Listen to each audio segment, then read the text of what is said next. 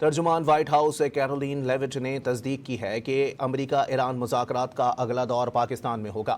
واضح کیا ہے کہ تمام تر معاملے میں پاکستان واحد ثالث ہے۔ امریکا پاکستان کی دوستی اور کاوشوں کی قدر کرتا ہے۔ میڈیا سے گفتگو میں انہوں نے کہا کہ امریکی مطالبات کو تسلیم کرنا ہی ایران کے مفاد میں ہے۔ امریکی صدر نے ریڈ لائنز واضح کر دی ہیں، ساتھ ہی ایران کے ساتھ ڈیل کے لیے امید کا بھی اظہار کر دیا۔ We feel good about the prospects of a deal. The president mentioned that in his interview yesterday, and it's obviously in the best interest of Iran to meet the president's demands. I think he's made his red lines in these negotiations very clear. Talks be in Islamabad, or where would they be the next round? They would very likely be in the same place as they were last time, yes. With the same, I would just want to make one point that's important to the president.